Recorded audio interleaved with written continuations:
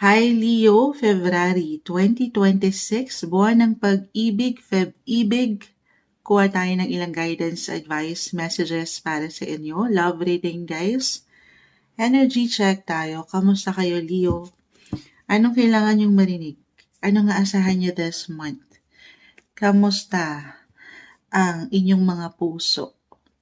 Guidance para sa inyo Leo. Message February 2026. Ano nga asahan ng mga taong ito? Guidance po.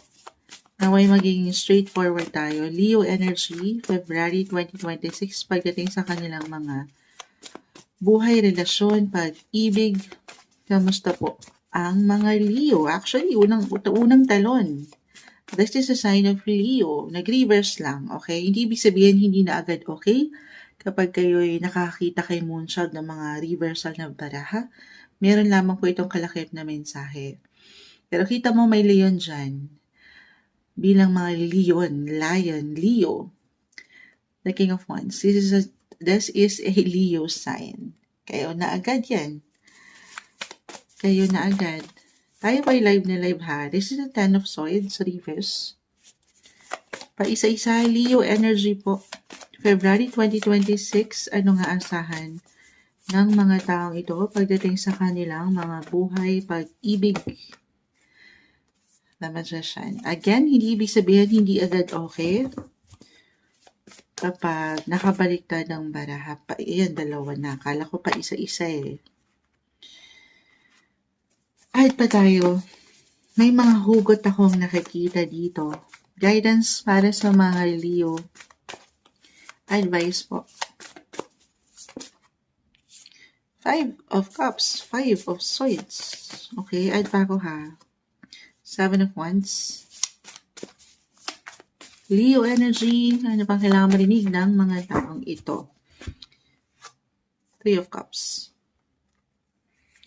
Agad-agad. I see healing guys. Healing, recovery, physically, mentally, emotionally, pagdating sa inyong mga puso.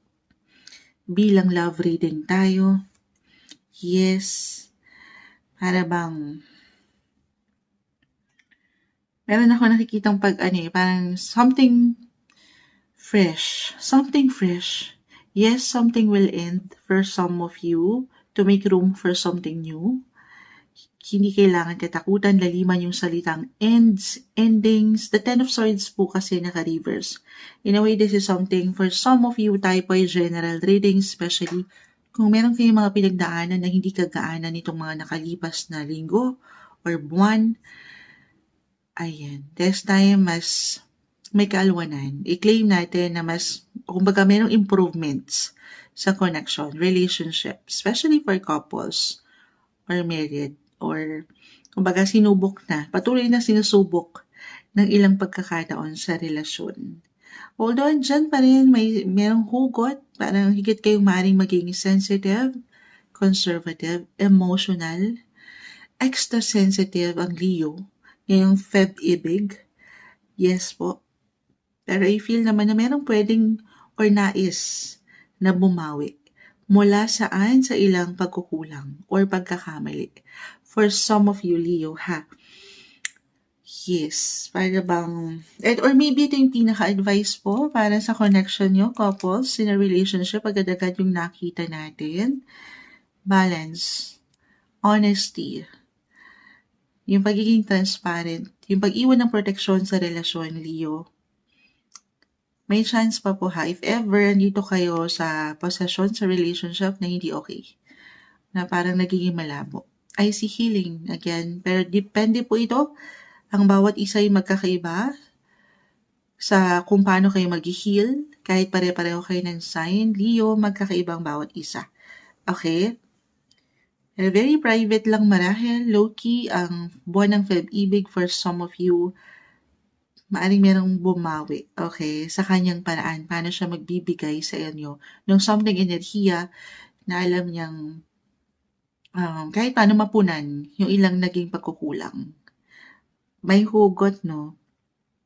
Or why I'm getting a message for some of you, yun na nga, may pagbabawi or pagbabalik. If ever wala pa kayong closure. or especially kung may unfinished business dito. Para sa higit na alin, something fresh. New start, new beginnings sa connection. Ito depende guys, if ever, tanongin ng sarili ha, kung meron pa bang give and take, balance pa ba kayo? Yung mga naiwan kong messages, ramdam mo pa ba yung enerhiya, yung proteksyon sa kapareha? Depende ito. Again, something will end to make room for something new, new beginnings, new approach sa connection. Dalawa lang yan. It's either mag-move on na ang lahat, ayan, moving forward na yung energy, or pwede pang ilaban. Depende po, kahit pare-pareho kayo ng sign again, depende sa inyong pakiramdam, ha? Listen to your intuition, guys. And of course, hindi lang puro emosyon, maging practical at wise. Leo, yung pagiging wise, better, version 2.0 na ng mga Leo ang dapat umangat. Hindi na kayo magsisettle for anything less than you deserve. Siyempre pa, again, honesty, balance. Yun nakikita ko.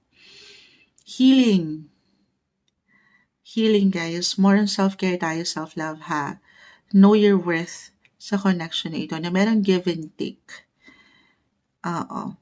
Pero again, especially kung may ilang unfinished business talaga pa, at nandito pa naman ang puso, why not? Yung new beginnings, guys, endings, ito yung hindi nyo na, kumbaga, couples, if ever, parang paulit-ulit na yung situation, sinusubok na, parang paulit-ulit yung nagaganap, nakakainip na, nakakatamad, boring na for some of you, then maybe this is a sign, why not try something new, something different. Yun yung fresh starts. Okay, kung ano yung approach nyo sa connection, mag-try naman kayo ng bago sa inyong mga paraan, kung paano kayo makakabuo ng mga bagong memories together. Okay, yung bonding na pwede nyo mabuo, maganda po this month. Maaaring higit kayong makaramdam ng protection sa inyong mga kapareha. Hindi madali, I see na merong ilang challenges. Pero itong challenges na ito ay nagpapaangat po lalo sa inyong kapasidad, physically, mentally, emotionally, para patuloy naman laban sa inyong mga buhay kahit kayo lang muna. Okay, or kahit kayo lang mag-isa. Leo energy. Okay, add ko to ha, kasi meron akong nakikitang miscommunication, misunderstanding. Alam ko, diretso for some of you, especially nasa isang relasyon, na maaaring may kaugnayan sa ibang sektor, kagaya ng pera, trabaho.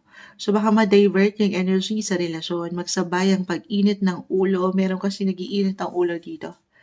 Pero nag-reverse, guys, isang indikasyon na ang mga bagay-bagay ay maidadaan sa mabuting usapan. So take it easy, kakalmahan. Si Mercury kasi, sisisi ulit natin ito kay Mercury.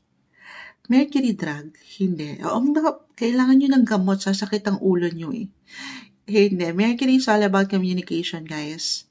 Travel, and it will go in retrograde end of this month. So mid-month pa lang of Feb, ngayon pa lang maring ramdam na to ng ilan. So stay flexible, patience, more patience, Leo. Huwag kayo pangunahan ng anumang init ng emosyon, bugso ng damdamin. Kung kailangan nyo munang mapag-isa, mapagnilay, gawin yun. Okay?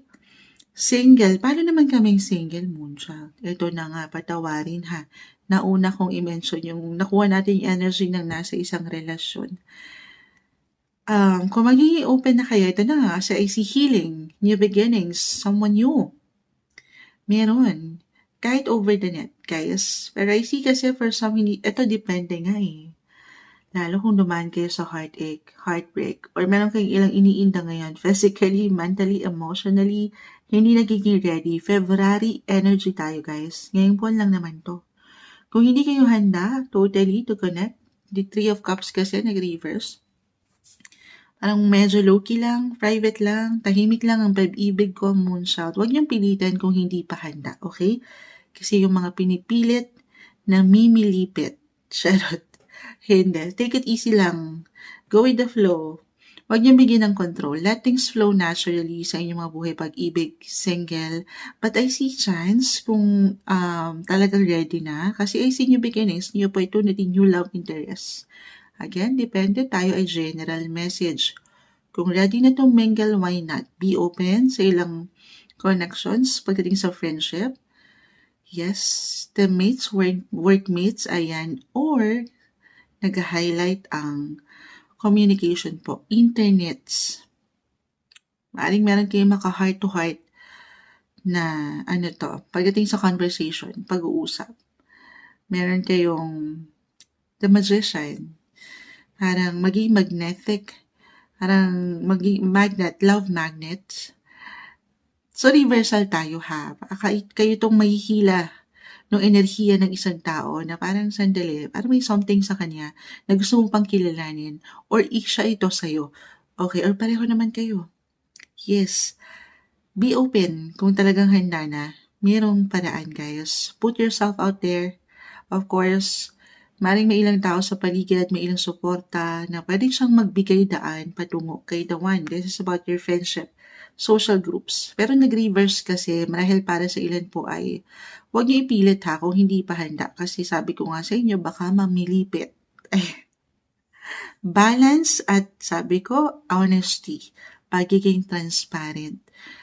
Go with the flow. Enjoy nyo kung anong status ng relasyon nyo ngayon, single pa man ang isang Leo, kalma, pahinga. More than self-care tayo, self-love, okay? Ito yung umangat. Deserve nyo. Have fun din. Medyo may pagkaseryoso yung aking nakikita sa inyong baraha. Hanggat kaya. Oo. Kahit sa inyong paraan. Again, online yung nakikita ko rito. Connect, communicate, have fun, enjoy. Deserve nyo yan. Ha. Ito yung umaangat na guidance advice, messages para sa inyo. Ibig, February 2026, Leo.